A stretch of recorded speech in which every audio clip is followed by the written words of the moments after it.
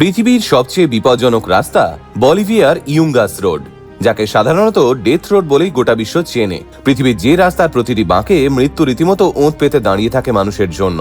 একটা সময় অবধি এই রাস্তায় প্রতি বছর প্রায় ৩০০রও বেশি মানুষ দুর্ঘটনায় মারা যেতেন।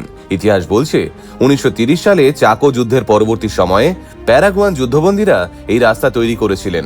আজ অবশ্য এই রাস্তা ডেথ রোডে রূপান্তরিত হলেও একটা সময় নাকি এই গোটা ইয়ুঙ্গাস অঞ্চল ইনকা এবং তিওয়ানাকু সাম্রাজ্যের জন্য কৃষি কেন্দ্র ছিল, যার ফলে এখান থেকে বাণিজ্য হতো বিভিন্ন জায়গায়।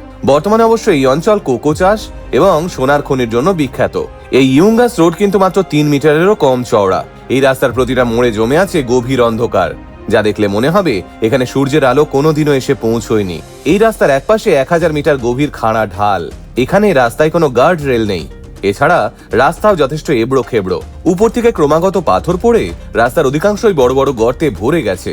তাছাড়া বৃষ্টি বা ঘন কুয়াশায় এই রাস্তায় বিপরীত দিক থেকে আসা কোনো গাড়িকে দেখা যায় না, যার ফলে যখন তখন এই রাস্তায় ঘটে যেতে পারে ভয়ানক কোনো দুর্ঘটনা। সব থেকে বড় বিষয়, এই রাস্তায় পা দিলেই দেখতে পাবেন রাস্তার দুধারে দুর্ঘটনাগ্রস্ত মৃত মানুষের স্মৃতিতে ক্রুশ দিয়ে তাদের দুর্ঘটনাস্থল চিহ্নিত করা রয়েছে, যা দেখে বুকের ভিতরে ঠান্ডা হিমেল স্রোত বয়ে যাবে। তাই এই ভয়ঙ্কর বিপজ্জনক রাস্তা অনেকেই এড়িয়ে চলেন। বর্তমানে এটি একটি বিখ্যাত টুরিস্ট স্পট।